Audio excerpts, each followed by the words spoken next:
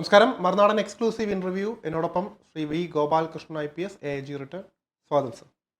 വന്ദേ Mataram. Sir, നമ്മുടെ media കൃത്യമായിട്ട് നിരീക്ഷിക്കാത്തതും അതേസമയം ലോക മാധ്യമങ്ങളെല്ലാം തന്നെ കൃത്യമായിട്ട് നിരീക്ഷിക്കുകയും ചെയ്യുന്ന ഒരു വിഷയമാണ് ഒരു മൂന്നാം ലോക മഹായുദ്ധത്തിന്റെ കാര്യങ്ങളിലേക്ക് പോകുന്നു എന്നുള്ള രീതിയിൽ. അതായത് ഇപ്പോൾ നോക്കുകയാണെങ്കിൽ തായ്വാൻ, ചൈന, അതുപോലെ തന്നെ റഷ്യ, യുക്രൈൻ, ഇന്ത്യയും ചൈനയും തമ്മിൽ അങ്ങനെ പലതരത്തിൽ ഇറാൻ, ഇസ്രായേൽ, ആ ഒരു രീതികൾ, അവരുടെയൊക്കെ ഒരു മുന്നേറ്റങ്ങളെല്ലാം തന്നെ ആ രീതിയിലേക്ക് പോകുന്നു എന്ന തരത്തിലുള്ള ഒരു ചർച്ചകൾ അന്തരീക്ഷത്തിലുണ്ട്. അതിന് പല ഘടകങ്ങളുമുണ്ട്. അത് കൃത്യമായി തന്നെ ലോക മാധ്യമങ്ങളെല്ലാം തന്നെ കൃത്യമായിട്ട് നിരീക്ഷിച്ച് അവർ റിപ്പോർട്ടുകളും കൊടുക്കുന്നു. പക്ഷേ ഇത് നമ്മുടെ ഇടയിൽ വലിയ രീതിയിൽ ചർച്ചയാകുന്നില്ല. താങ്കൾക്ക് ഇതിനെക്കുറിച്ച് കൂടുതൽ അറിയാമെന്നും തോന്നുന്നുണ്ട്. അതുകൊണ്ട് തന്നെ ഏതൊക്കെ രീതിയിലാണ് നമ്മുടെ ഭാവി ഇനി എങ്ങനെയാണ് പോകുന്നത്, ഈ യുദ്ധ സമാനമായ സാഹചര്യം ഉണ്ടാകുമോ, ഇന്ത്യ അത് എത്രത്തോളം ബാധിക്കും എന്നുള്ള കാര്യങ്ങളാണ് താങ്കളോട് ചോദിച്ചറിയാനുള്ളത്. ശരത്തെ, ഒരു 3-4 വാർ സിനാറിയോ ഇപ്പം നടന്നുകൊണ്ടിരിക്കുകയാണ്. പക്ഷെ നമ്മുടെ മാധ്യമങ്ങൾ അത് വലിയ ഒരു ഇമ്പോർട്ടൻസ് കൊടുത്തിട്ടില്ല. നമ്മുടെ ഗവൺമെൻറ്റിനും നമ്മുടെ ഇൻ്റലിജൻസ് ഏജൻസീസിനൊക്കെ ഇതിനെപ്പറ്റി നല്ല ഐഡിയ ഉണ്ട്. അതനുസരിച്ച് തന്നെയാണ് അവർ പ്രവർത്തിക്കുന്നത്. ഈ വാർ സിനാറിയോ ഒന്ന് ഉക്രൈനും റഷ്യയും തമ്മിലുള്ളത്. ഉക്രൈൻ റഷ്യയും തമ്മിൽ 50 ദിവസത്തെ സമയം കൊടുത്തിരിക്കുകയാണ് ട്രംപ്. 50 ദിവസത്തിനകത്ത് ഉക്രൈനെ റഷ്യ പൊളിച്ചെടുക്കുമെന്ന് ട്രംപിനറിയാം. ഒരിക്കലും ഉക്രൈൻ റഷ്യ വാറിൽ അത് എസ്കലേറ്റ് ചെയ്യാൻ ചാൻസ് ഇല്ല. എസ്കലേറ്റ് ചെയ്യാന്ന് പറഞ്ഞാൽ ഈ നാറ്റോ ആയിട്ട് അല്ല, അമേരിക്ക ഫ്യൂവൽ ചെയ്താൽ റഷ്യ ആയിട്ടൊരു വാറുണ്ടാവുള്ളൂ. ഈ യൂറോപ്യൻസ് ഇടയ്ക്കിടയ്ക്ക് ഇങ്ങനെ മസിൽ വരിക്കി കാണിക്കുമെങ്കിലും മസിലില്ല നാറ്റോയ്ക്ക്. എല്ലാം ഈ അമേരിക്കയുടെ തോളിൽ ഇരുന്നുകൊണ്ടുള്ളതാണ്. അപ്പോൾ അമേരിക്ക, ട്രംപിന് യാതൊരു താല്പര്യമില്ല പ്യൂട്ടിനുമായിട്ട് അടിയുണ്ടാക്കാൻ. അത് വളരെ നല്ലൊരു കാര്യമാണ്. ഞാൻ എപ്പോഴും പണ്ടേ മനസ്സിൽ വിചാരിച്ചിട്ടുണ്ട്, റഷ്യയും ഉക്രൈനും തമ്മിൽ ആവശ്യമില്ലാതെ യുദ്ധം ചെയ്യേണ്ട കാര്യമില്ല. ഈ ഫസ്റ്റ് വേൾഡ് വാറും സെക്കൻഡ് വേൾഡ് വാറും ശരത്ത് നമ്മളിത് നേരത്തെ ഡിസ്കസ് ചെയ്തിട്ടുണ്ട്. എല്ലാം യൂറോപ്യൻ വാറാണ്. ഈ യൂറോപ്പാണ് ആ വാർ ഉണ്ടാക്കിയത്. ഫസ്റ്റ് വേൾഡ് വാറും സെക്കൻഡ് വേൾഡ് വാറും അമേരിക്ക ഡ്രാഗ് ചെയ്യുകയാണ് ചെയ്തത്. അത് ട്രംപിന് മനസ്സിലായിട്ടുണ്ട്. കാര്യം എന്ന് പറഞ്ഞാൽ ആവശ്യമില്ലാതെ അമേരിക്കയ്ക്ക് റഷ്യയായിട്ടൊരു യുദ്ധം ചെയ്യേണ്ട കാര്യമില്ല. യൂറോപ്യൻസിന് അങ്ങനെ നമ്മുടെ ട്രംപ് സ്റ്റാമറുടെ അടുത്ത് ചോദിച്ചല്ലോ, എന്നാൽ പിന്നെ ഒരു കാര്യം ചെയ്യൂ, 21 22 ഫെബ്രുവരി ഇങ്ങനെ അവിടെ കാണാൻ ചെന്നപ്പം സ്റ്റാമറിൻ്റെ അടുത്ത് ട്രംപ് ചോദിച്ചല്ലോ, എന്നാൽ പിന്നെ ഒരു കാര്യം ചെയ്യും, നിങ്ങൾ റഷ്യ എന്ന് കൈകാര്യം ചെയ്തോ നേരിട്ട് എന്ന് ട്രംപ് ചോദിക്കേണ്ടി വന്നു. ഇതിനകത്ത് ഈ നാറ്റോയിൽ എന്താണ് ഈ ബ്രിട്ടീഷ് MI6 അവരുടെ ഡീപ് സ്റ്റേറ്റിൻ്റെ അസുഖം എന്ന് എനിക്ക് മനസ്സിലാവുന്നില്ല. അവർക്കിങ്ങനെ വാറുണ്ട്. ഫ്രാൻസിന് അത്രയും ഇല്ല. വാറുണ്ടാക്കണം എന്ന് പറഞ്ഞ് ഭയങ്കര ഒരു നിർബന്ധമാണ്. ഫസ്റ്റ് വേൾഡ് വാർ ഉണ്ടാക്കി, സെക്കൻഡ് വേൾഡ് വാർ ഉണ്ടാക്കി, പിന്നെ ലോകം മുഴുക്ക 200 വർഷം അവർ ഭരിച്ചു. എന്നിട്ടും ഇപ്പം അവർക്ക് സ്ട്രെങ്ത് ഒന്നുമില്ല. എന്നിട്ടിങ്ങനെ എന്തൊന്ന് ആശാരിച്ചയും കടിച്ച് ഒരു ചൊല്ലുണ്ട്, അരിയും തന്നെ ആശാരിച്ചയും കടി, എന്നിട്ട് ഇങ്ങനെ കറങ്ങി നടക്കുകയാണ്. അപ്പം എങ്ങനെയെങ്കിലും ഈ അമേരിക്കയിലുള്ള വാർ ലോബിയെയും, ബൈഡൻ അതിന് പറ്റിയ ആളായിരുന്നു, അമേരിക്കയുടെ വാർ ലോബിയെയും വെപ്പൺ ലോബിയെയും എല്ലാം കൂടെ വലിച്ച് ഇതിനകത്തിട്ട് റഷ്യയായിട്ട് അടിയുണ്ടാക്കി അതിനകത്തൊരു പ്രോമിനൻസ് കിട്ടാൻ ആണ് ഈ ബ്രിട്ടൻ ആഗ്രഹിക്കുന്നത്. പക്ഷേ റഷ്യ ബ്രിട്ടനെ ആക്രമിച്ചു കഴിഞ്ഞാൽ അമേരിക്ക സപ്പോർട്ട് ചെയ്തില്ലെങ്കിൽ ബ്രിട്ടൻ എന്തോ ചെയ്യും? ഒന്നും ചെയ്യാൻ പറ്റില്ല. എനിവേ, ട്രംപ് ആഗ്രഹിക്കാത്തിടത്തോളം കാലം റഷ്യയായിട്ടൊരു യുദ്ധം ഉണ്ടാകാനുള്ള യാതൊരു ചാൻസും ഇല്ല. ഉക്രൈനിൽ ഈ വാർ ഉണ്ടാക്കിയത് ട്രംപിന് നന്നായിട്ടറിയാം. ട്രംപ് പല സ്റ്റേറ്റ്മെൻറ്റും റിട്രാക്ട് ചെയ്തിട്ടുണ്ടെങ്കിലും ഇത് അദ്ദേഹം റിട്രാക്ട് ചെയ്യില്ല. ട്രംപിന് നന്നായിട്ടറിയാം ഇത് ഉണ്ടാക്കിയത് ബ്രിട്ടീഷുകാരാണ്. MI6ഉം വെപ്പൺ ലോബി ബൈഡനും എല്ലാം കൂടെയാണ് ഈ യുക്രൈൻ വാർ ആക്ച്വലി ഉണ്ടാക്കിയത്. ഇങ്ങനത്തെ യുദ്ധം ഉണ്ടാവില്ലായിരുന്നു. റഷ്യ ഉപദ്രവിച്ച് ശല്യപ്പെടുത്തി നമ്മുടെ രാജ്യത്തിനായിരുന്നാൽ തന്നെയും നമ്മൾ യുദ്ധം ഇങ്ങനെ ചെയ്യുമായിരുന്നു. ഉക്രൈനൊക്കെ റഷ്യ ഒരു നിവൃത്തിയില്ലാതെ അടിച്ചതാണ്. അതിൻ്റെ പിന്നിൽ നാറ്റോ ഫോഴ്സസ് ആണ്, വെപ്പൺ ലോബിയാണ് അമേരിക്കയുടെ. അത് ട്രംപിന് നന്നായിട്ടറിയാം. അതുകൊണ്ട് ട്രംപിന് യാതൊരു താല്പര്യമില്ല. ട്രംപ് അതിനകത്ത് വലുതായിട്ട് ഇടപെടില്ല. 50 ദിവസത്തെ സമയം കൊടുത്തു, അതവിടെ നിൽക്കും. ഉക്രൈനെ അവർ കീഴ്പ്പെടുത്തും. പിന്നെ ഇപ്പോഴത്തെ പുതിയൊരു വേൾഡ് ഓർഡർ അത് ഈ ഉക്രൈൻ വാറിന് ശേഷമാണ്. ഇപ്പം ശ്രീലങ്കയും ഇന്ത്യയും തമ്മിൽ യുദ്ധം ചെയ്യും. അവസാനം ശ്രീലങ്ക ഭയങ്കര ബോംബിങ്ങും മിസൈലും ഒക്കെ അയച്ചുകൊണ്ടിരിക്കുന്നു. അതാരാന്ന് ശ്രീലങ്കയ്ക്ക് അതിനുള്ള കപ്പാസിറ്റി ഒന്നുമില്ല. ഈ നാറ്റോ ഫോഴ്സസ് ഇതേപോലെ ബ്രിട്ടീഷുകാർ ഇവരെല്ലാം കൂടെ ഞങ്ങൾ വെപ്പൺ കൊടുക്കാം എന്ന് പറഞ്ഞിട്ട് ഇവന്മാർ യൂണിഫോം മാറ്റി ശ്രീലങ്കൻ യൂണിഫോം ആയിട്ടുണ്ട് ഇന്ത്യ ആക്രമിച്ചങ്ങനെയൊക്കെ. അതേപോലെയാണ് ഈ റഷ്യക്കാരെ മൊത്തം ആക്രമിക്കുന്ന ഈ ബ്രിട്ടീഷുകാരും നാറ്റോ ഫോഴ്സസിലുള്ളവരുമാണ്. അത് റഷ്യക്ക് നന്നായിട്ടറിയാം. അപ്പം ട്രംപ് വന്ന ശേഷം ആ പരിപാടി നിർത്തിക്കോളാൻ പറഞ്ഞു. ട്രംപ് എന്നെ ഉമ്മടുത്ത് പറഞ്ഞിട്ടുണ്ട്. അതുകൊണ്ടാണ് ഇപ്പോൾ വലിയ ആക്രമണമൊന്നും റഷ്യയിൽ നടക്കാത്തത്. എന്നാലും ഇപ്പം അമേരിക്ക ട്രംപ് നമ്മളെ സപ്പോർട്ട് ചെയ്യുമായിരിക്കും ഇല്ലേ എന്നൊക്കെ വിചാരിച്ചുകൊണ്ട് ഈ നാറ്റോ ഫോഴ്സസ് ബ്രിട്ടീഷുകാർ പല കാര്യങ്ങളിൻ്റെ ഇടയിൽ കൂടെ ചെയ്യുന്നുണ്ട്. പക്ഷെ പഴയ പോലെ ഫെബ്രുവരി 20 മുമ്പ് ചെയ്തതുപോലെ വ്യാപകമായ തോതിൽ റഷ്യക്കെതിരായിട്ട് യുദ്ധമൊന്നുമില്ല.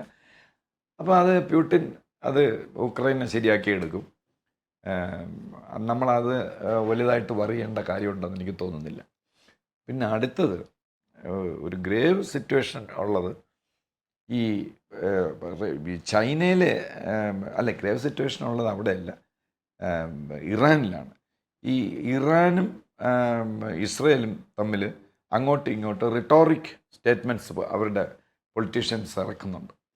അപ്പോൾ കമേനി പിന്നെ അവരുടെ ഒരു ഡിഫൻസ് അനലിസ്റ്റോ മറ്റോ ഭയങ്കര പ്രൊവോക്കിംഗ് ആയിട്ടുള്ള സ്റ്റേറ്റ്മെൻറ്റ് ഇസ്രയേലിനെതിരായിട്ട് കഴിഞ്ഞ ഒരു മാസത്തിനകത്ത് ഇറക്കിയിട്ടുണ്ട്.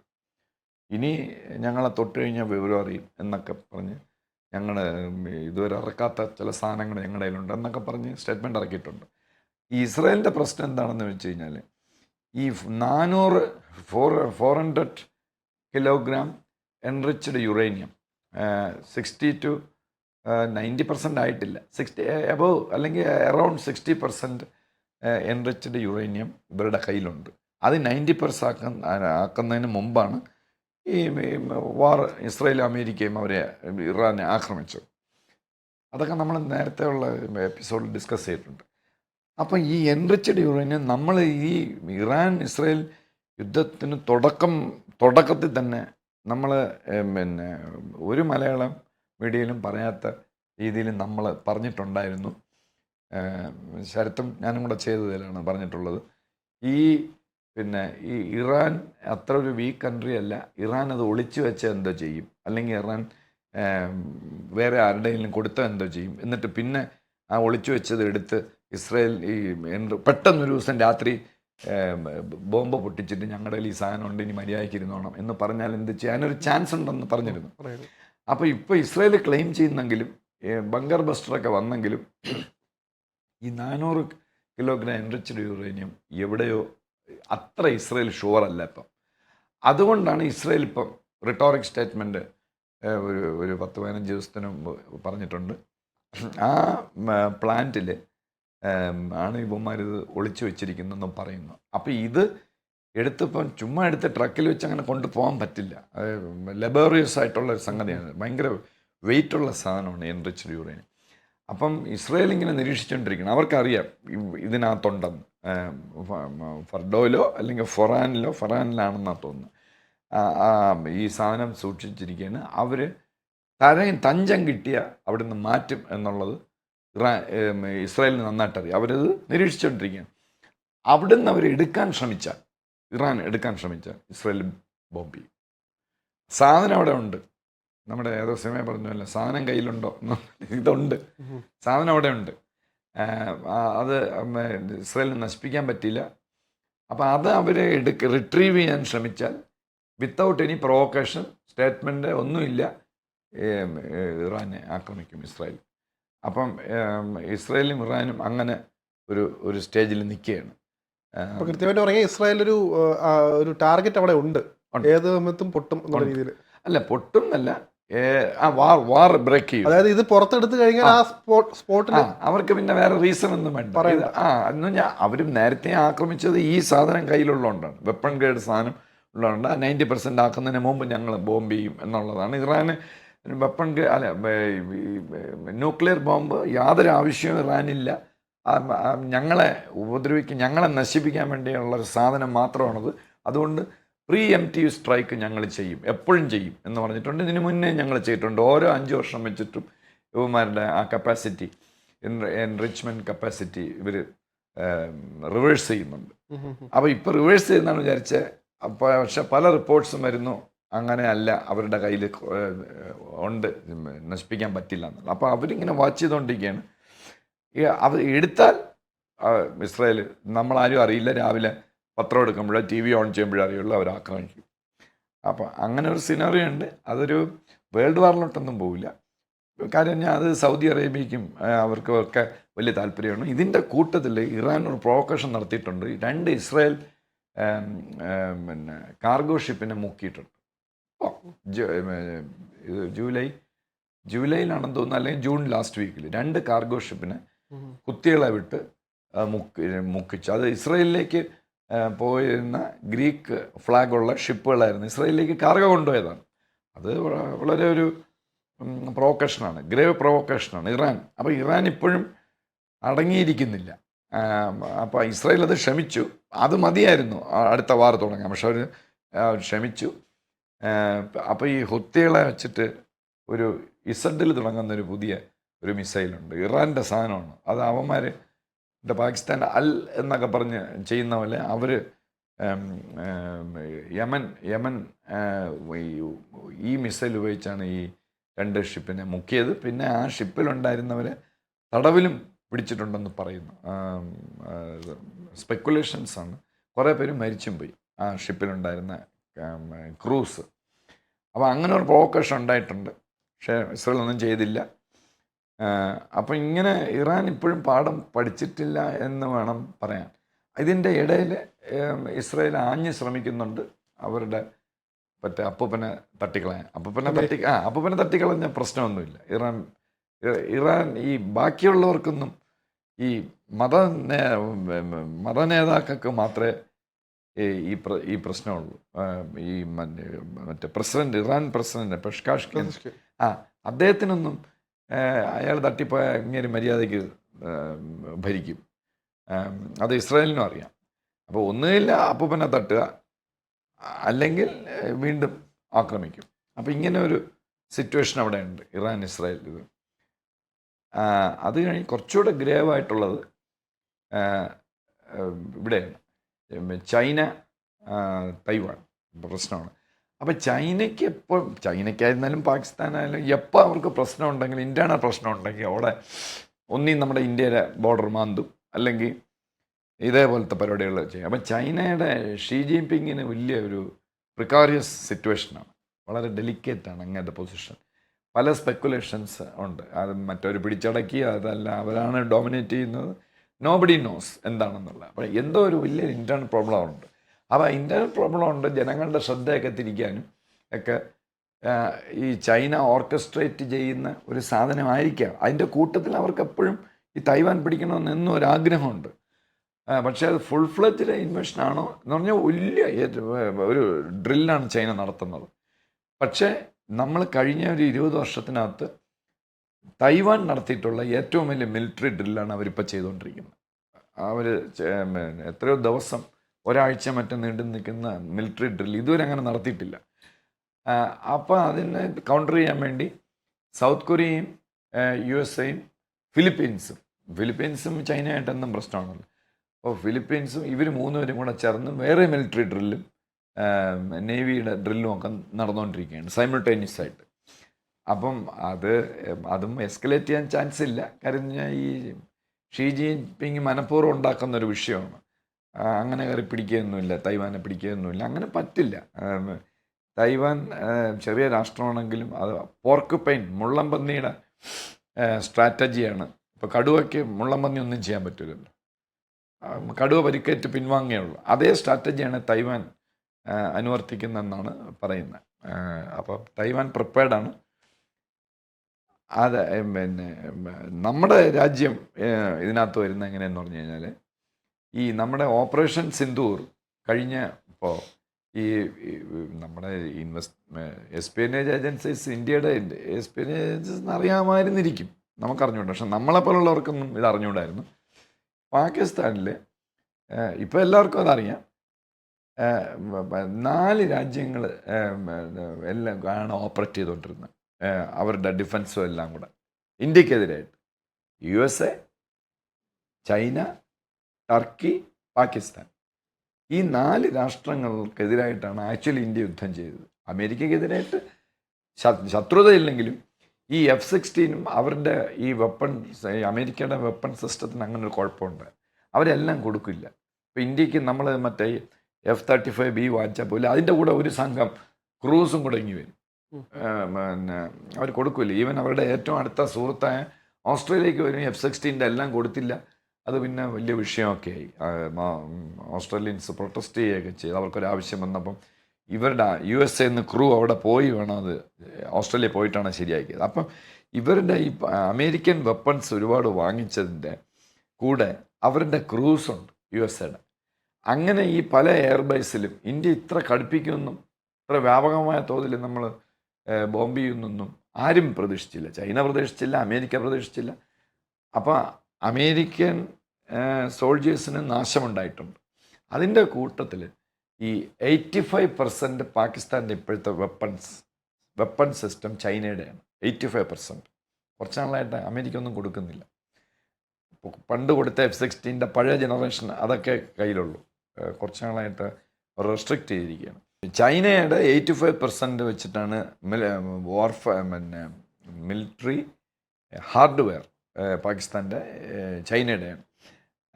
അപ്പം ഈ ചൈനയ്ക്ക് എപ്പോഴും ഒരു കണ്ണ് ഇന്ത്യയുടെ പുറത്തുണ്ട്. ചൈനയ്ക്ക് ഒരുപാട് ശത്രുക്കളുണ്ട്. 17 രാഷ്ട്രങ്ങളുമായിട്ട് അവർക്ക് തർക്കമുണ്ട്. പക്ഷെ മെയിൻ അവരുടെ ശത്രുക്കൾ വിയറ്റ്നാം, ഫിലിപ്പീൻസ്, USA, ഇന്ത്യ. പിന്നെ അതിൻ്റെ കൂട്ടത്തിൽ റഷ്യയും അവരുടെ ഒരു അഡ്വേഴ്സറിയാണ്. Not enemy, അഡ്വേഴ്സറിയാണ്. എന്നാലും ഈ സ്ഥിരം എൻഗേജ് ചെയ്തുകൊണ്ടിരിക്കുന്നത് ഇന്ത്യ, ജപ്പാൻ, വിയറ്റ്നാം, ഫിലിപ്പീൻസ്, തൈവാനെ നമുക്ക് കൂട്ടാം. ഈ 5 രാഷ്ട്രങ്ങളുടെ പുറത്താണ് ചൈനയുടെ കണ്ണ്. എന്നാലും അതിൽ പേടിയുള്ളത് ഇന്ത്യയെ മാത്രമാണ് ശരിക്കും പറഞ്ഞു കഴിഞ്ഞാൽ. അല്ലേ, USA ഇത് വന്നു കഴിഞ്ഞാൽ വേൾഡ് വാർ ഉണ്ടാവും. അത് അവർക്ക് അങ്ങനെ ഉണ്ടാവില്ല എന്നറിയാം. USA ഒരു ഒരു ഒരു സ്കെയറിങ് ഫാക്ടറാണ് ചൈനയെ സംബന്ധിച്ച്. എൻഗേജ് ഒരിക്കലും USA ചൈനയും തമ്മിൽ അടിയുണ്ടായിട്ടില്ലല്ലോ. മറ്റേ കൊറിയൻ വാർ സമയത്ത് ഒരു ചെറിയ എൻഗേജ്മെൻറ്റ് ഉണ്ടായെങ്കിലും നോർത്ത് കൊറിയ സപ്പോർട്ട് ചെയ്ത് അവർ തമ്മിൽ ഒരു സ്ട്രൈറ്റ് ബാറ്റിൽ ഇതുവരെ റഷ്യയായിട്ടും അമേരിക്കയ്ക്ക് ഉണ്ടായിട്ടില്ല, ചൈനയായിട്ടും അമേരിക്കയ്ക്ക് ഉണ്ടായിട്ടില്ല. അപ്പം ഈ വാർ കൂടുതലും നടത്തിയത് വിയറ്റ്നാമിൻ്റെ കൂടെ ഇന്ത്യയിലും കൂടെയാണ്. അതിൽ തോറ്റുപോയി ചൈന. ആദ്യത്തെ 62 വാർ ഒഴിച്ച് എല്ലാവർക്കും അറിയാം ചൈന തോറ്റുപോയി. ഈവൻ ഗാൽവാൻ ഇതിലും തോറ്റുപോയി. നമുക്ക് ചില നഷ്ടങ്ങളുണ്ടായെങ്കിലും ചെറിയ നഷ്ടങ്ങളുണ്ടായി. ഇൻ്റർനാഷണൽ മീഡിയ അങ്ങനെയാണ് പറയുന്നത്. നമ്മുടെ ഇവിടെ ആരും ഒന്നും പറയുന്നില്ലെങ്കിലും നമ്മൾ ഫിംഗർ 8-ലായിരുന്നു നമ്മുടെ പൊസിഷൻ ഈ ഗാൽവാൻ വാറിന് മുമ്പ്. അത് ഫിംഗർ 4-ലേക്ക് നമ്മൾ മാറേണ്ടി വന്നു. അതൊരു സത്യമായിട്ടുള്ള കാര്യമാണ്. ഇന്ത്യ പറയുന്നത് കുഴപ്പമൊന്നുമില്ല, ഞങ്ങൾ അത് ശരിയല്ല. അതേസമയം ചൈനീസ് സോൾജേഴ്സിന് നാശമുണ്ടായി, അത് ശരിയാണ്. 40-50 ചൈനീസ് സോൾജേഴ്സ് കൊല്ലപ്പെട്ടു. അവരത് മിണ്ടുന്നില്ല. ചൈന പണ്ടേ എങ്ങനെയാണ്. പിന്നെ അതിനു മുമ്പ് വെസ്റ്റ് ബംഗാൾ സിക്കിമിൻ്റെ നാഥുലാം പാസിൽ നമ്മൾ ജയിച്ചു. അവിടെ ബൈഡർ ചാർജ് ചെയ്ത് നമ്മുടെ സോൾജേഴ്സിനെ കൊന്നപ്പം ഗൂർഖ സോൾജേഴ്സ് തിരിച്ച് ഫൈറ്റ് ചെയ്ത്. അപ്പോൾ ചൈന കുറച്ച് നാളായിട്ട് ഇന്ത്യയായിട്ട് തോറ്റുകൊണ്ടിരിക്കുകയാണ് ശരിക്കും പറഞ്ഞാൽ. അവർക്കൊരു അപ്പർ ഹാൻഡൊക്കെ ഉണ്ടെങ്കിലും അത് ഈ പേപ്പറിലാണ്. അത് മറ്റേ മിസൈൽ ഞങ്ങളുടെ കയ്യിലുണ്ട്, മറ്റേ ഇതുണ്ട്, സാറ്റലൈറ്റ് ഉണ്ട് ഒക്കെ പറയുന്നെങ്കിലും എന്ന് പറഞ്ഞാൽ ഈ ചൈനീസ് സോൾജേഴ്സിനുള്ളൊരു പ്രശ്നം എന്ന് പറഞ്ഞാൽ അവരൊരു പ്രൂവൺ ആർമി അല്ല. അവർക്ക് കുറേ നാളായിട്ട് എൻഗേജ്മെൻ്റ് ഒന്നുമില്ല. നമുക്ക് ഈ പാകിസ്ഥാൻ കിടക്കണമെന്ന് നമുക്ക് വാർ നമ്മൾ 4 നടത്തിയല്ലോ. ചൈനയ്ക്ക് അങ്ങനെ ഇല്ല. അങ്ങനെ അതുകൊണ്ട് ഭയങ്കര അവരുടെ കോമ്പിറ്റൻസ് ഹൈലി സസ്പീഷ്യസ് ആണ് ചൈനയുടെ. എനിവേ, അപ്പം ചൈനയ്ക്ക് ഇന്ത്യ ആക്ച്വലി പേടിയാണ്. അപ്പം അതിനവർ കണ്ടുപിടിച്ചിരിക്കുന്ന ഒരു സ്ട്രാറ്റജി എന്ന് പറഞ്ഞാൽ നമ്മുടെ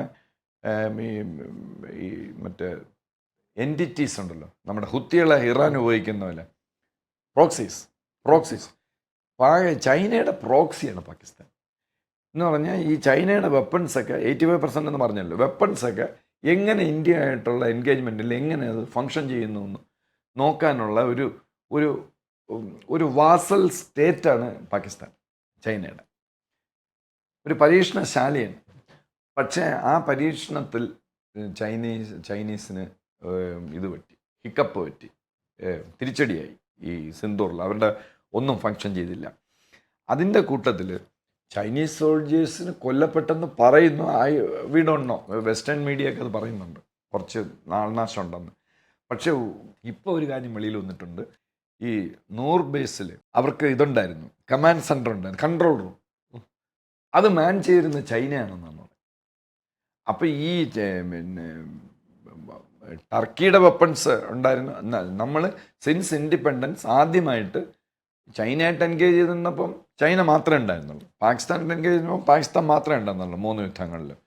പക്ഷേ ഈ 4ാമത്തെ ഈ നമ്മുടെ സിന്ദൂറിൽ ആദ്യമായിട്ട് ഇന്ത്യക്ക് 4 രാഷ്ട്രങ്ങളുമായിട്ട് യുദ്ധം ചെയ്യേണ്ടി വന്നു.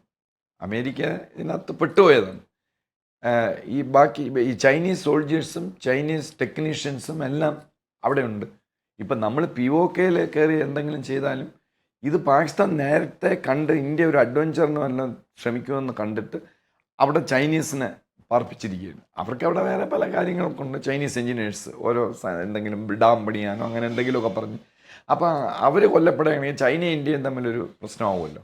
അത് കണ്ടിട്ട് POK പിന്നെ ഗദ്ദാർ പോർട്ടിലുണ്ട്, സീപെക് അതിനകത്തുണ്ട്. അത് ചൈനയുടെ കയ്യിലാണ്. ആ ഗദ്ദാർ ഇൻ്റർനാഷണൽ എയർപോർട്ട് ചൈനയുടെ കയ്യിലാണ് കംപ്ലീറ്റ്. അപ്പം നൂർ ബേസിൽ അത് മാൻ ചെയ്യുന്നത് ഒരു ചൈനീസ് ഡിഫൻസ് മിനിസ്റ്റർ. അവിടുത്തെ ഡിഫൻസ് മിനിസ്റ്റർ എന്നൊക്കെ പറഞ്ഞാൽ ജനറലോ എന്തെങ്കിലുമൊക്കെ ആയിരിക്കുമല്ലോ. ഡിഫൻസ് മിനിസ്റ്റർ ആണെന്ന് പറയുന്നു. അതല്ല, ടോപ്പ് ജനറലായിരുന്നു ആ കൺട്രോൾ റൂമിലുണ്ടായിരുന്നെന്ന് പറയുന്നു. പക്ഷേ ഇന്ത്യയുടെ മിസൈലെല്ലാം കൂടെ അവിടെ ഉള്ളപ്പം ഇയാളെ ക്യാരി ചെയ്തുകൊണ്ട് പോയെന്ന്, ഇറങ്ങി ഓടിയെന്നൊക്കെ പറയുന്നു. അതൊക്കെ ഇപ്പോഴാണ് ന്യൂസ് വെളി വരുന്നത്. അപ്പോൾ ചൈനയ്ക്ക് മൊത്തത്തിൽ ഭയങ്കര ക്ഷീണമായിപ്പോയി. അതുകൊണ്ട് അവർ നമ്മളെ വല്ലാതെ ഉപദ്രവിക്കുന്നുണ്ട്. അത് ഇൻ്റർനാഷണൽ ലെവലിലും എല്ലായിടത്തും UN-ലും വെളിയിലും ഒക്കെ ഇന്ത്യക്ക് അവർ ഈ അടുത്ത കാലത്തായിട്ട്, അതായത് ഓപ്പറേഷൻ സിന്ദൂറിന് ശേഷം അതൊന്ന് വർദ്ധിച്ചിട്ടുണ്ട് ഈ ചൈനയുടെ. ഇപ്പം ചൈന ചെയ്യാൻ ഉദ്ദേശിക്കുന്നത് ഈ പാകിസ്ഥാൻ ചൈന ഇനി ഒരെണ്ണേ ഉള്ളൂ കൊടുക്കാൻ, ന്യൂക്ലിയർ ട്രയഡ്. അത് മാത്രമേ ഉള്ളൂ. ലോകത്തിലെ 4 രാഷ്ട്രങ്ങൾക്ക് ന്യൂക്ലിയർ ട്രയഡ് ഉള്ളൂ.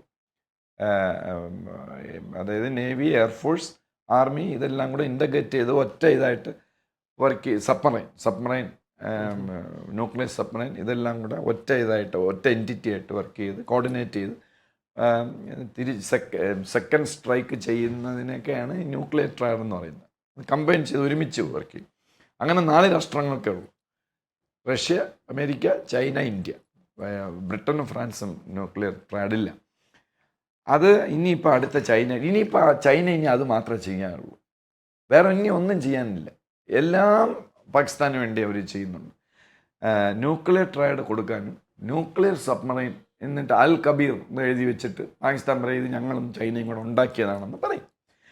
അത് മാൻ ചെയ്യണതും പണ്ട് ഗാസി എന്ന് പറഞ്ഞ ഒരു സാധനം അമേരിക്കൻ പിന്നെ ഭയങ്കര സൂപ്പർ സബ്മറൈൻ ആയിരുന്നു. നമ്മുടെ വിക്രാന്തിനെ നോട്ടോട്ട് കറങ്ങി നടന്ന അവസാനം അവന്മാർക്ക് ഓപ്പറേറ്റ് ചെയ്യാൻ പറ്റാതെ പാകിസ്ഥാനികൾക്ക് അത് അറിഞ്ഞുകൂടാ എങ്ങനെ ഓപ്പറേറ്റ് ചെയ്യണമെന്ന്. അത് ഹൈലി സോഫിസ്റ്റിക്കേറ്റഡ് ആയിട്ട് അത് പൊട്ടിത്തെറിക്കുകയോ ഇന്ത്യയുടെ മിസൈലേറ്റ് പൊട്ടിത്തെറിക്കുകയോ അത് നശിച്ചുപോയി ഗാസി.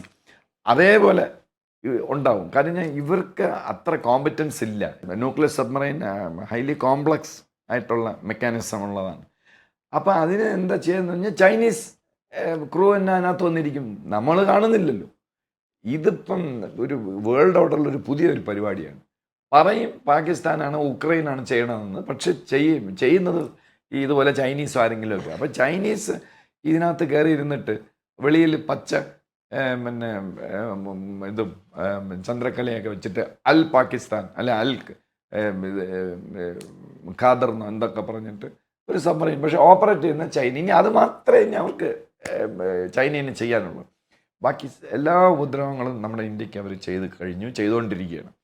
അപ്പം അങ്ങനെ ഇരിക്കുമ്പം നമ്മുടെ രാജ്യം, നമ്മുടെ തിങ്ക് ടാങ്ക്സ് ഇപ്പോൾ ഒന്ന് ഉണർന്നിട്ടുണ്ട്. നമ്മൾ ചൈനയുടെ ഒരു എപ്പിസോഡ് ചെയ്തപ്പം നമ്മൾ പറഞ്ഞിട്ടുണ്ട് ഇങ്ങനെയൊക്കെ നമ്മൾ ചെയ്യണമെന്ന്. നമ്മുടെ ഈ എപ്പിസോഡിൽ ഈ ചൈനയെ നമ്മളങ്ങ് അലവൻസ് കൊടുത്തങ്ങ് വിട്ടിരിക്കുകയാണ്. അവർക്ക് എന്ത് പോക്കൃത്തനും ചെയ്യാൻ, നമ്മൾ തിരിച്ചൊന്നും ചെയ്യുന്നില്ല. അപ്പം അതിന് നമ്മൾ പറഞ്ഞിട്ടുണ്ട് ഈ ദലൈലാമ ഒന്ന് പൊക്കണം, ഉം. ദലൈലാമ ഒന്ന് കെട്ടിപ്പിടിക്കണം. പിന്നെ ടിബറ്റ്, ചൈനയായിട്ട് നമുക്ക് തർക്കമൊന്നുമില്ല, ഞങ്ങൾക്ക് ടിബറ്റുമായിട്ടാണ് തർക്കം, ചൈന അങ്ങ് ഡിസ്കാർഡ് ചെയ്യുക. അപ്പം അവർക്ക് ഈ ഭയങ്കര ദേഷ്യം വരുന്ന ഒരു സാധനമാണ് ഈ ദലൈലാമ എടുത്ത് നമ്മൾ പോയി കണ്ട അത് കറക്റ്റായിട്ട് ഇപ്പോൾ ചെയ്യുന്നുണ്ട്. ഒരു മാസമായിട്ട് ദലൈലാമ പ്രോപ്പപ്പ് ചെയ്യുന്നുണ്ട് ഇന്ത്യ. ഇനിയിപ്പം അതുപോലെ തന്നെ പിന്നെ ഈ ഈ ചൈനയ്ക്ക് ഇതേപോലെ ഒരു ഭയങ്കര ദേഷ്യം വരുന്ന ഒരു സംഗതി വേറൊരു രാജ്യം ചെയ്യുന്നുണ്ട്. ഇപ്പം ജപ്പാനിലൊരു ഒരു മുസോളിയുണ്ട്, ടോക്കിയോക്ക് അടുത്തവിടെയാണ്. അവിടെ വാർ ജനറൽസ് മാത്രമേ അതിനകത്ത് ഉള്ള പടം, ജാപ്പനീസ് ചക്രവർത്തിമാർ, വാർ ജനറൽസൊക്കെ. അപ്പോൾ ഈ ചൈനയായിട്ട് ജപ്പാൻ വലിയ ഉടക്ക് വരുമ്പം ജാപ്പനീസ് മന്ത്രി, ഡിഫൻസ് മിനിസ്റ്ററോ അല്ലെങ്കിൽ ജനറലിനോ പതുക്കെ മുസോളിയത്തിൽ വിസിറ്റ് ചെയ്യുന്നതായിട്ട് ഭയങ്കര പബ്ലിസിറ്റി കൊടുക്കും പത്രത്തിലൊക്കെ. എന്നിട്ട് അവിടെ ചെന്ന് 2 സാമ്പ്രാണി തിരികെ കത്തിച്ച് തൊഴുതിട്ട് തിരിച്ചു വരും. ഇതോടെ ചൈനയ്ക്ക് കിളി പോവും, ചൈന വയലൻ്റ് ആവും. എന്താണെന്ന് പറഞ്ഞാൽ മഞ്ചൂരിയ കൈവശപ്പെടുത്തി ജാപ്പനീസ് ജനറൽ അവിടെ ഭരിച്ച് ആ ജാപ്പനീസ് ജനറൽ ഇതിനകത്ത് വെച്ച് അവർ വിളക്ക് കത്തിച്ച് പ്രാർത്ഥിക്കുന്നുണ്ട്. അത് ചൈനയ്ക്ക് ഭയങ്കര ദേഷ്യമാണ്. അപ്പം അതേപോലെ ചൈനയ്ക്ക് ദേഷ്യമുള്ള ഒരാളാണ് ദലൈലാമ. നമ്മൾ അതിൽ പിടിച്ച് മുന്നേറണമെന്നാണ് എനിക്ക് പറയാനുള്ളത്. ദലൈലാമ, പിന്നെ ഈ പാകിസ്ഥാൻ ഈ ചൈനയ്ക്ക് ഇന്ത്യൻ ഓഷനിലേക്കും അറേബ്യൻ ഓഷനിലേക്കും എൻട്രി ഇല്ല. ഇന്ത്യ അടക്കണ ഇന്ത്യൻ ഓഷനിലും അറേബ്യൻ ഓഷനിലുമല്ലോ ഇന്ത്യയുടെ ഇതൊക്കെ. അവർക്കില്ല. അവർക്ക് അങ്ങ് south China sea, Pacific ocean അതുവഴി കറങ്ങിയൊക്കെ വന്ന് ഇവിടെ വരുമ്പോഴേക്കും ഒരു 10-20 ദിവസം ആകുമ്പോൾ കാര്യങ്ങളെല്ലാം തീരും. അതിനാണ് അവർ ഈ ഗദ്ദാർ പോർട്ട്, അങ്ങനെ ഗദ്ദാർ പോർട്ടൊക്കെ അവരുണ്ടാക്കിയത്. ആ ഗദ്ദാർ പോർട്ടിൽ വന്നു കഴിഞ്ഞാൽ അത് അറേബ്യൻ സീയിലാണ്, അറേബ്യൻ സീ വഴി ഇന്ത്യൻ ഓഷനിലേക്ക് കയറാം. അപ്പം അങ്ങനെ ഒരു അവസരം പാകിസ്ഥാൻ ചൈനയ്ക്ക് കൊടുത്തു. അപ്പം നമ്മൾ എന്താ ചെയ്യുമെന്ന് പറഞ്ഞു കഴിഞ്ഞാൽ, ഓക്കെ ആയിക്കോട്ടെ, നമ്മൾ സൗത്ത് ചൈന സീയിൽ പോവുക. സൗത്ത് ചൈന സീയിൽ നമ്മുടെ സുഹൃത്തുക്കളുണ്ടല്ലോ, വിയറ്റ്നാം ഉണ്ട്, ജപ്പാനുണ്ട്. ജപ്പാൻ ഈസ്റ്റ് ചൈന സീയിലാണ്. വിയറ്റ്നാം ഉണ്ട്, ഫിലിപ്പീൻസ് ഉണ്ട്. അവർക്കൊക്കെ വല്ല ബ്രഹ്മോസോ, ഫിലിപ്പീൻസിന് കൊടുത്തിട്ടുണ്ടെന്ന് തോന്നുന്നു. അങ്ങനെയൊക്കെ ഇപ്പം ചെയ്യാൻ തുടങ്ങിയിട്ടുണ്ട്. പണ്ട് ഈ ചൈനയ്ക്ക് എന്ത് ചെയ്താലും നമ്മൾ ഇങ്ങനെ അഴിച്ചു വിട്ടേക്കും. ചൈന നമ്മുടെ ചങ്കല്ലേ എന്നൊക്കെ പറഞ്ഞ്. പിന്നെ അതിൻ്റെ കൂട്ടത്തിൽ അവർ ചെയ്യുന്ന ദ്രോഹങ്ങളെന്ന് പറഞ്ഞു കഴിഞ്ഞാൽ ട്വിറ്ററിൽ കംപ്ലീറ്റ് ഇന്ത്യക്ക് അഗൻസ്റ്റായിട്ട്, പ്രത്യേകിച്ച് കഴിഞ്ഞ 1.5 മാസമായിട്ട് അത് വളരെ കൂടിയിരിക്കുകയാണ്. പിന്നെ നമ്മുടെ ഇവിടുത്തെ ചില ജേർണലിസ്റ്റ്, ചില കിടിലൻ ജേർണലിസ്റ്റിന് പേറോളിലാക്കുക, മാസം ക്രിപ്റ്റോ കറൻസി വഴി, ബിറ്റ് കോയിൻ വഴിയൊക്കെ പൈസ ബ്രൈബ് ചെയ്യുക. ചില പൊളിറ്റീഷ്യൻസിനെ അവർ പിടിച്ചിട്ടുണ്ട്. ആരെന്നൊന്നും നമുക്കിപ്പോൾ പറയണ്ട. ചില പൊളിറ്റീഷ്യൻസിനെ ചൈന പിടിച്ചിട്ടുണ്ട്. ഇവിടെയുള്ള ഗവൺമെൻറ്റിന്, ഇപ്പോഴത്തെ എക്സിസ്റ്റിംഗ് ഗവൺമെൻറ്റിനെതിരായിട്ട് സ്റ്റേറ്റ്മെൻ്റ് ഇറക്കാനും എന്ത് ചെയ്താലും ഇങ്ങനെ തെളിവുണ്ടോ എന്നൊക്കെ കയറി ചോദിച്ചവർ. അപ്പോൾ ഇങ്ങനെയൊക്കെ ഒരുപാട് ഉപദ്രവങ്ങൾ ചൈന ചെയ്യുന്നുണ്ട്. അപ്പോൾ ഇനി നമ്മളും ഉണ്ടായിരുന്നിട്ട് കാര്യമില്ല. അപ്പം നമ്മൾ റിവേഴ്സ് ചെയ്യാനുള്ള പരിപാടികൾ ചെയ്യുക. സൗത്ത് ചൈന സീയിൽ, ഈസ്റ്റ് ചൈന സീലും നമുക്ക് എന്തൊക്കെ ചെയ്യാം. ഈ ക്വാഡൊക്കെ ജപ്പാനുമായിട്ട് ചേർന്നുള്ള ക്വാഡ് സിസ്റ്റമൊക്കെ അമേരിക്ക കൊണ്ടുവന്നു. അതൊക്കെ ഈ ചൈനയെ ഒന്ന് ന്യൂട്രലൈസ് ചെയ്യാൻ നമുക്ക് നന്നായിരിക്കും. ഒന്നുകിൽ ഈ ചൈനയും ഇന്ത്യയും തമ്മിൽ പ്രശ്നം തീരാൻ വളരെ എളുപ്പമാണ്. പാകിസ്ഥാനുള്ള സഹായം അവർ കട്ട് ചെയ്താൽ മതി. പാകിസ്ഥാനെ ഞങ്ങൾ സഹായിക്കുന്നില്ല എന്ന് പറയണം. പിന്നെ അമേരിക്കയുടെ കയ്യിലോട്ട് പാകിസ്ഥാനെ കൊടുത്തു കഴിഞ്ഞാൽ അത് വളരെ നല്ലതാണ്. എൻ്റെ ഒരു വിധത്തിൽ പറഞ്ഞാൽ ഞാൻ അമേരിക്ക അതങ്ങ് വിഴുങ്ങും, 4 ആക്കും. ഞാൻ അമേരിക്കയ്ക്ക് നമ്മളിങ്ങനെയൊക്കെ ഇവിടെയൊക്കെ പറയുമെങ്കിലും നമ്മളാരും ഒരു കാര്യം മറക്കരുത്. ഈ നമ്മളെല്ലാം ഇപ്പം ഇവിടെ എല്ലാവരും നമ്മൾ ഡിസ്കസ് ചെയ്യുന്ന ബിൻ ലാദൻ ആണല്ലോ. ബിൻ ലാദനാണ്. ഈ 9/11 സെപ്റ്റംബർ 11 അത് ചെയ്തത് ബിൻ ലാദനാണ്? അല്ല, ബിൻ ലാദനല്ല. ഇവിടെ നമ്മുടെ കൊച്ചു പിള്ളേടുത്ത് വെച്ചാൽ പറയും അത് ബിൻ ലാദനാണ്. അല്ല, ഷെയ്ഖ് ഖാലിദ് മുഹമ്മദ് എന്ന് പറഞ്ഞ പാകിസ്ഥാനി ടെററിസ്റ്റാണ് അത് എക്സിക്യൂട്ട് ചെയ്തത്. ബിൻ ലാദൻ ആവേശം കൊടുത്തിട്ടുണ്ടെന്നേ ഉള്ളൂ. എന്ന് പറഞ്ഞാൽ ഈ Drew inspiration from bin Laden അങ്ങനെ പലതും പറയും. ഇവനാണ് ഖാലിദ് ഷെയ്ഖ് മുഹമ്മദ്. പാകിസ്ഥാനിൽ ജനിച്ച് പാകിസ്ഥാനി കുവൈറ്റിൽ ആണ് ഇവൻ വളർന്നത്. അവൻ നല്ല വിദ്യാഭ്യാസമുള്ള ആളാണ്. അയാൾ എന്നിട്ട് പിന്നെ USA പോയി ടോപ്പ് യൂണിവേഴ്സിറ്റിയിൽ നിന്ന് പാസ്സായി. ഇയാളാണ് ഇത് എക്സിക്യൂട്ട് ചെയ്തത്. മുഹമ്മദ് അത്തയും മറ്റവനെയും മറിച്ചവനെയും സകലവരെയും റിക്രൂട്ട് ചെയ്ത് ട്വിൻ ടവർ, പെൻറ്റഗൺ ഇതെല്ലാം ഇടിച്ച് താർത്തത് ഇവനാണ്. ഇവൻ്റെ ഒരു കസിനുണ്ട്, ഇയാളുടെ ബ്ലഡ് റിലേറ്റീവ്, ക്ലോസ് റിലേറ്റീവ്. അവനാണ് മറ്റേ വേൾഡ് ട്രേഡ് സെൻറ്റർ 1986 96 എന്താ അമേരിക്കയിൽ ആദ്യത്തെ ആക്രമണം നടത്തിയത് ഇവനാണ്, ഈ കസിനാണ് ഇയാളുടെ. ഇവനും പാകിസ്ഥാനിയാണ്. ഈ നടത്തിയ ഇവനെ പിടിച്ചിപ്പോൾ അറസ്റ്റ് ചെയ്ത് ആത്തിട്ടിട്ടുണ്ട് അമേരിക്ക. ട്രയൽ 24 മാറ്റിവെച്ചു. അവനൊന്നും ചെയ്തിട്ടില്ല. അത് എന്താണ് അതിൻ്റെ സംഗതി എന്ന് മനസ്സിലാവുന്നില്ല. മറ്റവനെ അകത്താക്കി, ഇയാളുടെ കസിനെ.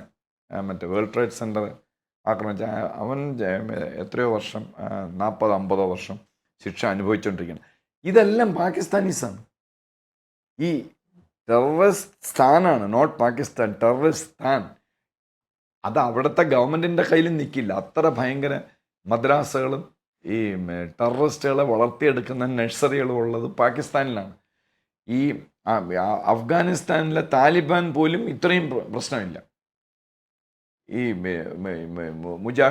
മുജാഹിദീനൊക്കെ ഈ അമേരിക്കയുടെ സഹായത്തിന് മുജാഹിദീനെ കൊണ്ട് ആക്രമിച്ച് പിന്നെ താലിബാൻ വന്നു.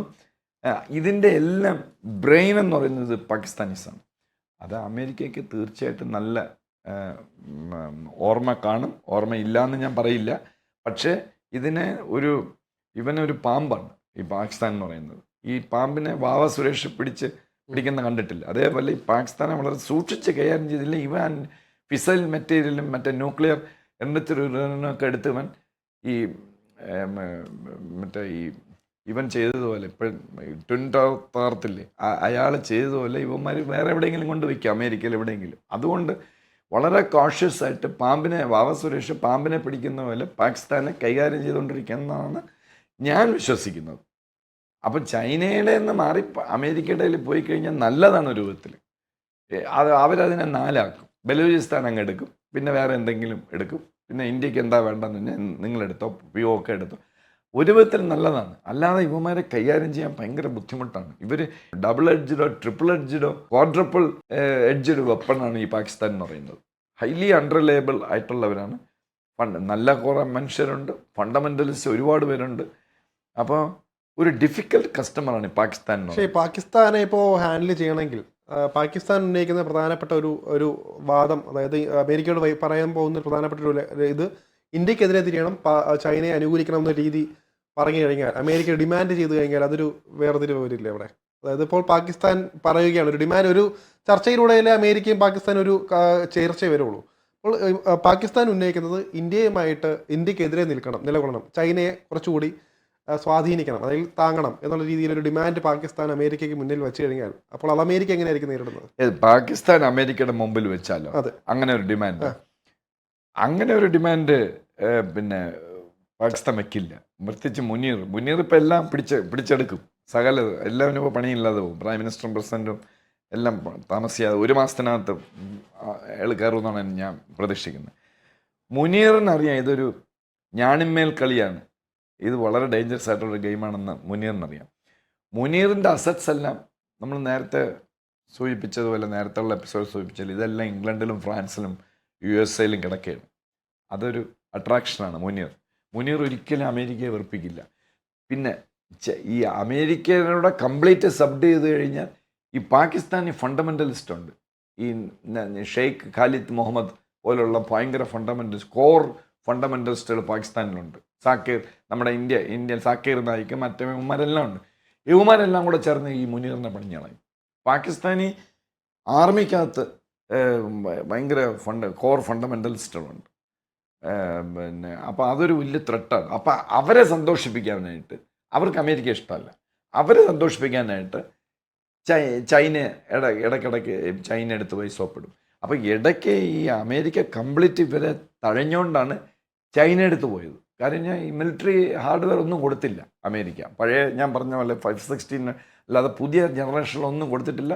അവർക്ക് കൊടുക്കാൻ താല്പര്യമില്ല. അത് കാര്യം എന്ന് പറഞ്ഞു കഴിഞ്ഞാൽ ഇപ്പം നമ്മൾ ഈ ട്രംപൊക്കെ ഇടപെട്ട് വാർ നിർത്തിച്ചെന്നൊക്കെ പറഞ്ഞ് നമ്മളിവിടെ കുറേയൊക്കെ ട്രംപിന് ചീത്ത പറഞ്ഞെങ്കിലും ഈ അമേരിക്കയുടെ ഐഡിയ എന്ന് പറയുന്നത് ഞാൻ ഈ പറഞ്ഞ ഫാക്ടേഴ്സാണ് ഈ പാകിസ്ഥാനെ വളരെ സൂക്ഷിച്ചുകൊണ്ട് കൈകാര്യം ചെയ്യുക.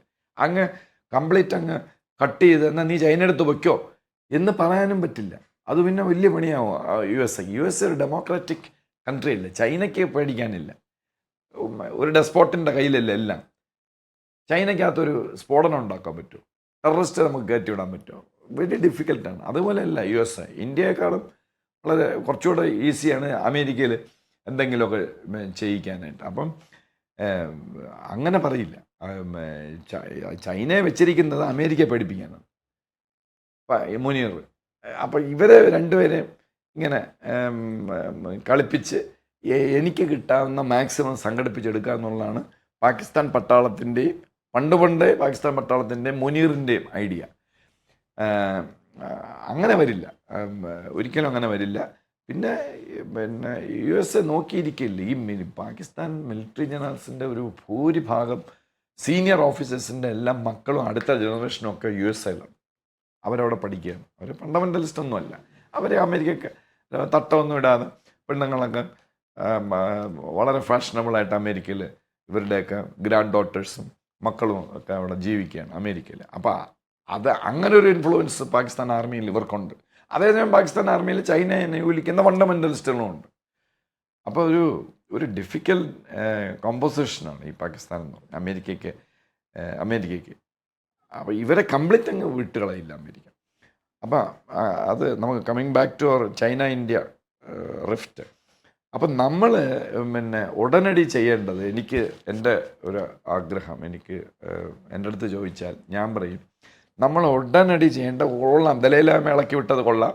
ടിബറ്റൻസിനെ ഇപ്പം പല സ്ഥലത്തും ഈ ടിബറ്റൻ പെൺകുട്ടികളുടെ പാട്ട് അത് ഇതൊക്കെ നമ്മൾ സർക്കുലേറ്റ് ചെയ്യുന്നുണ്ട്. അതൊന്നും ചൈനയ്ക്ക് ഇഷ്ടമല്ല. അതൊന്ന്. പിന്നെ സൗത്ത് ചൈന സീലും ഈസ്റ്റ് ചൈന സീലും നമ്മുടെ പ്രസൻസ് അവിടെയൊക്കെ ഉള്ള രാജ്യങ്ങൾക്ക് ആകാശമോ ബ്രഹ്മോസോ എന്തെങ്കിലുമൊക്കെ കൊടുക്കുക, അവർക്ക് വേണ്ട സഹായങ്ങൾ ചെയ്യുക. പാകിസ്ഥാനെ അവർക്ക് എന്തും ചെയ്യാം, നമ്മൾ ആരെയും പോയി ഹെൽപ്പ് ചെയ്തിട്ട് അതെന്തൊന്ന് പോളിസിയാണ്, അത് നമ്മൾ നിർത്തണം. ഹൈറ്റായി ഇപ്പം തുടങ്ങിയിട്ടുണ്ട് നല്ല പരിപാടി. പിന്നെ ഉള്ള ഒരു സംഗതി, ഈ അവർ പിന്നെ ചൈന ഈ മറ്റേ സാറ്റലൈറ്റ് റോക്കറ്റ് ഫോഴ്സ് ഇതൊക്കെ ഇവർ ആംഡ് ഫോഴ്സുമായിട്ട് ലിങ്ക് ചെയ്തിട്ടുണ്ട്. സ്പേസ് ടെക്നോളജി, സ്പേസ് ഫോഴ്സ്, ഇവർക്ക് സ്പേസ് ഫോഴ്സ് ഉണ്ടല്ലോ, റോക്കറ്റ് ഫോഴ്സ് നിങ്ങൾ, അത് ആംഡ് ഫോഴ്സുമായിട്ട് ലിങ്ക് ചെയ്തിട്ടുണ്ട്. നമ്മുടെ ISR ചിലപ്പോൾ ചെയ്തിട്ടുണ്ടായിരിക്കാം, ഇല്ലായിരിക്കാം, എനിക്ക് അറിഞ്ഞുകൂടാ. പക്ഷെ നമുക്കൊന്നും അറിഞ്ഞുകൂടാ അങ്ങനെ ചെയ്തതായിട്ട്. സ്പേസ് ഫോഴ്സിനെ നമ്മുടെ ISRO ഇതുപോലുള്ള കാര്യങ്ങളെ നമ്മുടെ ആംഡ് ഫോഴ്സുമായിട്ട് ലിങ്ക് ചെയ്യണം. അതിനൊരു സെക്രട്ടറിയോ ISRO എന്നോ അല്ലെങ്കിൽ ഒരു ജനറലിനെയോ അല്ലെങ്കിൽ നമ്മുടെ കമ്പൈൻ അല്ല മറ്റേ CDSൻ്റെ കീഴിലോ ആക്കണം. ചൈന ചെയ്ത് കഴിഞ്ഞു. പിന്നെയുള്ള ഒരു അർജൻറ്റായിട്ട് നമുക്ക് ഉടനെ ചെയ്യേണ്ട ഒരു സംഗതി, നമ്മുടെ ഇവിടെ ഈ ബോർഡർ മാനേജ്മെൻ്റ് ഉണ്ട്, ചൈനീസ് പാകിസ്ഥാൻ ബോർഡർ മാനേജ്മെൻറ്റ്. അത് ഒരു ചെറിയൊരു സന്ദേഹമുണ്ട് എനിക്ക് എന്ന് പറഞ്ഞാൽ അത് കറക്റ്റ് രീതിയിലാണോ പോകുന്നതെന്ന്. അതായത് CRP, BSF, SSB, പിന്നെ കസ്റ്റംസ്, കോസ്റ്റ് ഗാർഡ്, ഇങ്ങനെ തുടങ്ങി ഒരു 7-8 ഏജൻസീസ് നമുക്കുണ്ട്. ആർമിയും എയർഫോഴ്സും ഒന്നുമല്ല. BSF, CRP ഇങ്ങനെയുള്ള ഒരു 7-8 ഇതെല്ലാം കൂടെ ഒരു കമാൻഡിൻ്റെ കീഴിൽ കൊണ്ടുവരണം, ഇൻ്റഗ്രേറ്റ് ചെയ്യണം. നമ്മൾ ഇൻ്റഗ്രേറ്റ് ചെയ്തിട്ടില്ല. സൗത്ത് ആഫ്രിക്കയിലും ചൈനയിലും അത് ഇൻ്റഗ്രേറ്റ് ചെയ്തിട്ടുണ്ട്. ഒറ്റ ഏജൻസിയുള്ളൂ. അതിനകത്തുള്ള കാര്യം അല്ലെങ്കിലുള്ള പ്രശ്നം എന്ന് പറഞ്ഞാൽ നമ്മൾ എന്തെങ്കിലുമൊക്കെ BSF, CRP അല്ലെങ്കിൽ ഈവൻ കോസ്റ്റ് ഗാർഡിൽ നിന്ന് നമുക്ക് കൂടെ ഒരു എൻക്രോച്ച്മെൻറ്റ് വരുന്നു. ഇതൊക്കെ പ്രോസസ്സ് ചെയ്ത് എടുക്കാൻ കുറച്ച് താമസിക്കും. എന്ന് പറഞ്ഞാൽ ഇത് അങ്ങോട്ട് പോയി മിനിസ്ട്രിയിലൂടെ നിന്ന് താഴോട്ട് പോയി, പിന്നെ അത് നേവിക്ക് പോയി, ഇങ്ങനെയൊക്കെയാണ് ഇവിടെ പോകുന്നത്. പിന്നെ ഈ ബ്യൂറോക്രാറ്റിക് ഉടക്കുകളുണ്ട്. എന്ന് പറഞ്ഞാൽ BSFൽ ഇരിക്കുന്നവന് ചിലപ്പം നമ്മുടെ നേവിയിലിരിക്കുന്നവന് ചിലപ്പോൾ ഇഷ്ടപ്പെട്ടില്ല. അല്ല ആർമിക്കാരൻ അത്ര ശരിയല്ലല്ലോ, നമ്മളാണ് ഈ വെടിയെ മൊത്തം കൊള്ളുന്നത്, ആർമിക്കാരകത്തല്ല കിടക്കണം. ഇങ്ങനെയൊക്കെയുള്ള ബ്യൂറോക്രാറ്റിക് ഡിഫറൻസുകളുണ്ട്. അപ്പം അതുകൊണ്ട് ഒരു ഇൻഫർമേഷൻ കിട്ടിയാൽ, ഇപ്പം ഒരു എൻക്രോച്ച്മെൻറ്റ്, ഒരു ഫോറിൻ വെസൽ, ഒരു ബോട്ട്, ഗൺ ബോട്ട് ഇതിനകത്ത് വരാണെന്ന് കോസ്റ്റ് ഗാർഡിനാണ് ആദ്യം കിട്ടുന്നത്. അതൊക്കെ പ്രോസസ്സ് ചെയ്തൊക്കെ വരാൻ കുറച്ച് താമസം. അവിടെയാണ് ഒരു സംശയം കൂടെ ഉള്ളത്. അതായത് ഇതിപ്പോൾ ഒരു അറ്റാക്ക്, സഡൻ അറ്റാക്ക് വരികയാണെങ്കിൽ ഇത് മിനിസ്ട്രിയായിട്ട് ബന്ധപ്പെട്ടാണോ വരുന്നത്, അതോ ആ ഡിഫൻസ് ഫോഴ്സിൻ്റെ സ്വയമായ തീരുമാനം? നമുക്ക് ഇവിടെ മോദിജി അടക്കമുള്ളവർക്ക് തീരുമാനം അവരുടെ കൂടെ വാക്കുകൾ ഇവിടെ പരിശോധിക്കുമോ? അതായത് സഡൻ അറ്റാക്കാണ്, നമുക്ക് നേരത്തെ താറ് പറഞ്ഞ പോലെ തന്നെ പല രീതിയിലും പല തട്ടുകളിലായിട്ട് ഇത് ഇപ്പോൾ റെഫർ ചെയ്ത് പോയിട്ട് വരുമ്പോൾ താമസമെടുക്കും. അപ്പോൾ സ്വയമേവ ഇവർക്ക് ചിന്തിക്കാനുള്ള ഒരു സമയം ഉണ്ടാകുമോ അതിനകത്ത്? ഈ സ്വയരക്ഷയ്ക്ക് അവർക്ക് വെടിവെക്കുകയും അല്ലെങ്കിൽ ഡിഫെൻഡ് ചെയ്യുകയൊക്കെ ചെയ്യാം. പക്ഷെ തിരിച്ചൊരു അറ്റാക്ക് തീർച്ചയായിട്ടും നമ്മുടെ മിനിസ്ട്രി ഓഫ് ഡിഫൻസ് എല്ലാം അറിഞ്ഞേ ചെയ്യും. അങ്ങനെയാണ് ഇപ്പം നയതന്ത്രപരമായിട്ട് ബന്ധമാണ്. നമ്മുടെ സിന്ദൂർ അറ്റാക്ക് പോലും അവസാനം ഇവർ യോഗമൊക്കെ കൂടി കുറേ മീറ്റിംഗ് നടത്തി. അത് പ്രിപ്പറേഷനായിരുന്നു. മീറ്റിംഗ് എല്ലാം നടത്തി സേനകൾക്ക്, ആർമി, എയർഫോഴ്സ്, നേവി എടുത്ത് മോഡിജി പറഞ്ഞെല്ലാം നിങ്ങൾക്ക് ഇഷ്ടമുള്ള ചെയ്തോളാം. അത് പിന്നെ ലാസ്റ്റിനാണ്. പക്ഷെ പൊളിറ്റിക്കൽ ഡിസിഷനാണ് എപ്പോഴും. അപ്പം നമുക്ക് അങ്ങനെ ഒരു പ്രശ്നമുണ്ട്. ചൈനയ്ക്ക് അതൊന്നുമില്ല. നമുക്ക് അങ്ങനെ ഒരു വിഷയമുണ്ട്. പാകിസ്ഥാന് ഒരു വിഷയമില്ല. മുനീറിന് ആരെടുത്ത് ചോദിക്കുക, അയാൾ താഴോട്ട് കമാൻഡ് കൊടുക്കണം. നമുക്കിങ്ങനെയല്ല. നമുക്കിങ്ങനെ പല CRPF വഴി, BSF വഴി, കോസ്റ്റ് ഗാർഡ് വഴി, കസ്റ്റംസ് വഴി ഇങ്ങനെ പോവും. അത് പിന്നെ ഈ നമ്മുടെ കോസ്റ്റൽ പോലീസും കോസ്റ്റ് ഗാർഡും നമ്മുടെ ലോക്കൽ പോലീസും ഇപ്പോൾ പൂന്തുറയിലൊരു പ്രശ്നമുണ്ടായി, അല്ലെങ്കിൽ വിഴിഞ്ഞത്തിൻ്റെ അപ്പുറത്ത് നമ്മളൊരു ഫോറിൻ വെസൽ കണ്ടു. ഷിപ്പല്ല, ഞാൻ പറയുന്ന ഈ സ്മഗിൾ ചെയ്യുന്ന വെപ്പൺസ് സ്മഗിൾ. അപ്പോൾ പെട്ടെന്ന് ആക്ട് ചെയ്യുന്നത് നമ്മുടെ ലോക്കൽ പോലീസാണ്. അപ്പോൾ ലോക്കൽ പോലീസായിട്ട് ഇൻ്റഗ്രേഷൻ ഇല്ല, അവർ തമ്മിലുള്ള ബന്ധം അത്ര കറക്റ്റല്ല. അപ്പോൾ ഇങ്ങനെയുള്ളതെല്ലാം ഒരു 7 ഏജൻസീസ് ഒരു കമാൻഡ് സെൻറ്ററിൻ്റെ കീഴിലാക്കണം. ചൈന ചെയ്തിട്ടുണ്ട്, ഞാൻ പറഞ്ഞ പോലെ സൗത്ത് ആഫ്രിക്കയും ചെയ്തിട്ടുണ്ട്. വേറെ ഏതെങ്കിലും രാജ്യം ചെയ്തിട്ടുണ്ടോ എന്ന് എനിക്ക് അറിഞ്ഞൂടാ. അപ്പോൾ അത് ഉടനടി നമ്മുടെ രാജ്യത്തിൻ്റെ നല്ലതിന് വേണ്ടി അത് ഉടനടി ഇൻ്റഗ്രേറ്റ് ചെയ്യണം, ഒരു കമാൻഡ് സെൻറ്ററിൻ്റെ കീഴിലാക്കണം. പിന്നെ ഈ ചൈനയെ നമ്മൾ പേടിച്ച് ഒന്നും നിൽക്കേണ്ട കാര്യമില്ല. നമ്മൾ ചെയ്യാനുള്ള അങ്ങ് ചെയ്യുക. അവർ പാകിസ്ഥാൻ എന്തുകൊണ്ടോ കൊടുത്തോട്ടെ, വേണമെങ്കിൽ ഒരു ഹൈഡ്രജൻ ബോംബും കൊടുത്തോട്ടെ. ഇനിയിപ്പോൾ അല്ലെങ്കിൽ അവർ കൊടുക്കൂലേ? നാളെ ഈ ചൈനക്കാരൻ അവിടെ വന്നിരുന്നിട്ട് ഓപ്പറേറ്റ് ചെയ്താൽ അത് പിന്നെ ഇതേപോലെ അൽ കബീറിൻ്റെ പേരിലല്ലേ പോവുള്ളൂ. ചെയ്യണത് ചൈനയല്ലേ? അപ്പം അത് നമ്മളെ ഒരു വിധത്തിലും മടിച്ചു നിൽക്കേണ്ട കാര്യമില്ല. നമ്മൾ വളരെ സ്ട്രോങ് ആയിട്ട് ഇപ്പം തുടങ്ങിയിട്ടുണ്ട്. അത് സ്ട്രോങ് ആയിട്ട് തന്നെ പോകുന്നത്. ട്രേഡ് എന്ന് പറയുമ്പോൾ അത് അവർക്കും ആവശ്യമാണ്, നമുക്കും ആവശ്യമാണ്. രണ്ടുപേർക്കും അങ്ങോട്ടും ഇങ്ങോട്ടും ആവശ്യമുള്ളതല്ല. അപ്പം ചൈനയുടെ സാധനം ഇല്ലെങ്കിൽ നമ്മൾ ചത്തുപോകും, പട്ടിണി കിടന്ന് ചത്തുപോകും. എല്ലാം ആയിട്ട് ഇപ്പോൾ ചൈനീസ് സ്പെഷ്യൽ ഫെർട്ടിലൈസേഴ്സ് അവർ ബാൻ ചെയ്ത് കളഞ്ഞു. അതുവരെ ബാൻ ചെയ്ത് കളഞ്ഞു. അപ്പോൾ ഇവിടുത്തെ ഖരീഫ് ക്രോപ്പ് ഫെയിലാവാൻ വേണ്ടിയാണ് അവരത് ചെയ്തത്. അപ്പം ഇനി എന്താ മിച്ചമുള്ളത് ബാക്കി? ഈ വാങ് ഹി ഇങ്ങനെ നമ്മുടെ ജയശങ്കർ സാറിൻ്റെ കൈ ഇങ്ങനെ പിടിച്ച് ഇങ്ങനെ കുലുക്കിക്കൊണ്ട് ഇങ്ങനെ ഇരുന്നാൽ മതിയോ കുറേ സമയം? ചെയ്യാവുന്ന ഉപദ്രവങ്ങളും മാക്സിമം അവർ ചെയ്യുന്നുണ്ട്. പിന്നെ നമുക്ക് ഇങ്ങനെ ഒരു പ്രോബ്ലം ഉണ്ട്. ഇൻറ്റേർണലായിട്ട് നമുക്ക് ഞാൻ നേരത്തെ പറഞ്ഞ പോലെ ഒരുപാട് പ്രോബ്ലംസ് ഉണ്ട്. ഇപ്പം ചൈനയോട് ഭയങ്കര സ്നേഹവും ചൈന ചങ്കാണ് എന്നൊക്കെ പറയും. ചൈനയിൽ മഴ പെയ്ത കുട പിടിക്കുന്ന ആളുകളും ഒക്കെ ഇവിടെ പലയിടത്തും ഒക്കെ ഉണ്ട്. അതൊക്കെ നമുക്ക് വലിയൊരു ഉപദ്രവമാണ്. ചൈനയ്ക്ക് അങ്ങനത്തെ പ്രശ്നങ്ങളൊന്നുമില്ല. അപ്പം അതുകൊണ്ട് ഇതാണ് ഇപ്പോൾ ചൈനയും ഇന്ത്യയും തമ്മിലുള്ള ഒരു ലേറ്റസ്റ്റ് ഇത്. All is not well between China and India. മൊത്തത്തിൽ പറഞ്ഞാൽ ഏത് സമയവും എന്തും ഈ ലോകക്രമത്തിൽ ഉണ്ടായേക്കാം അല്ലേ? അല്ല, അത് ഇറാൻ ഇസ്രായേലിലുണ്ടാവും എപ്പോഴാണെങ്കിലും. പിന്നെ ഈ പാകിസ്ഥാൻ ഇന്ത്യ, നമ്മുടെ ഏതോ ഒരു സീനിയർ റിട്ടയർഡ് മിലിറ്ററി ജനറൽ പറഞ്ഞിട്ടുണ്ട് സിന്ദൂർ 2 തുടങ്ങാറായെന്ന്. ഡോവലൊരു തൈവാൻ ഡോവലാണോ പറഞ്ഞത്? അല്ല, ഡോവൽ ഈ ഇടയ്ക്ക് പറഞ്ഞിട്ടുണ്ടായിരുന്നു നമ്മൾ ഒരു തകർച്ച, ഇപ്പോൾ ആരൊക്കെയോ പറഞ്ഞിട്ടുണ്ടായിരുന്നു റഫാൽ അടക്കം തകർന്നു എന്ന് പറയുമ്പോഴും ഡോവൽ കൃത്യമായിട്ട് പറഞ്ഞിട്ടുണ്ട് നമുക്കൊന്നും നഷ്ടപ്പെട്ടില്ല, വേണമെങ്കിൽ വീഡിയോ അടക്കം തെളിവ് കൊണ്ടുവരാൻ പറഞ്ഞിട്ടുണ്ട്. അപ്പം നമ്മുടെ സ്റ്റേറ്റ്മെൻറ്റ് ശക്തമായിരുന്നു. ഓപ്പറേഷൻ സിന്ദൂർ പക്ക പ്രിസൈസ് ആയിട്ടുള്ളൊരു അറ്റാക്ക് ആയിരുന്നു, നഷ്ടമൊന്നും ഉണ്ടായിട്ടില്ല എന്ന ഒരു ഓർമ്മപ്പെടുത്തൽ കൂടി ഡോവൽ നൽകിയിട്ടുണ്ടായിരുന്നു. അത് ശരിയാണ്, അത് ഉണ്ടായിരുന്നു. അത് ഈ എന്താ പറയാനാ, ഈ വാർ സ്ട്രാറ്റജി ഇൻഫർമേഷൻ അവർ ഭയങ്കരമാണ്. ചൈനയും പാകിസ്ഥാനും എന്ത് വേണോ പറഞ്ഞ് പരത്തും. അതിപ്പോൾ നമ്മൾ ഇൻ്റർനാഷണൽ യുക്രൈനിലെ തന്നെ എന്ത് തകർന്നാലും ഉക്രൈൻ കള്ളം പറഞ്ഞാൽ എന്തോ ചെയ്യും? ഈ കള്ളം പറയുന്നതിൻ്റെ ആശാന്മാരാണ് ഇവന്മാരെല്ലാം. പിന്നെ മറ്റേ തൈവാനെ ഇവർ ആക്രമിക്കുമെങ്കിൽ ചൈനയെ ഇന്ത്യ പാകിസ്ഥാന് ഉടനെ ഒരു പണി കൊടുക്കും എന്ന് പറഞ്ഞാൽ ഈ ചൈനയുടെ പേരിലാണല്ലോ പാകിസ്ഥാൻ ഊറ്റം കൊള്ളുന്നത് ഇന്ത്യയുടെ നേരെ. POK അങ്ങ് പിടിച്ചെടുക്കും എന്ന് തന്നെയാണ് എനിക്ക് തോന്നുന്നത്. അവിടെ തൈവാൻ എന്ന് പറഞ്ഞാൽ ചൈനയ്ക്ക് എല്ലായിടത്തും പോയി യുദ്ധം ചെയ്യാൻ പറ്റില്ലല്ലോ. അപ്പോൾ വേൾഡ് വാർ വരില്ല, പക്ഷെ വളരെ സെൻസിറ്റീവ് ആയിട്ടുള്ള 2 സ്ഥലങ്ങൾ ഇതാണ്. ഒന്ന് തൈവാൻ്റെ വിഷയം, തൈവാനിലത് നടക്കില്ല. ഈ അയാളുടെ ഒരു സ്ട്രാറ്റജിയാണ് ഈ ജനങ്ങളുടെ ശ്രദ്ധ ഷീ ജിൻപിങ്ങിൻ്റെ ഒരു സ്ട്രാറ്റജി ആയിട്ടേ ഞാൻ കാണുന്നുള്ളൂ. അതിനേക്കാളും കൂടുതൽ ചാൻസ് ഇന്ത്യയും ചൈനയും പാകിസ്ഥാനും ഇൻവോൾവ് ആകുന്ന ഒരു സ്ഥലത്ത് എന്തെങ്കിലും ചിലപ്പം നമുക്ക് വല്ലതും ചെയ്യേണ്ടി വരും. പിന്നെ ഇറാൻ, ഇസ്രായേൽ, ഈ 2 ഉള്ളൂ ഗ്രേവ് ആയിട്ടുള്ള ഒരു പ്രശ്നം ഈ വേൾഡ് ഓർഡറിൽ ഇപ്പോൾ. വളരെയധികം സർ. വന്ദേ മാതരം.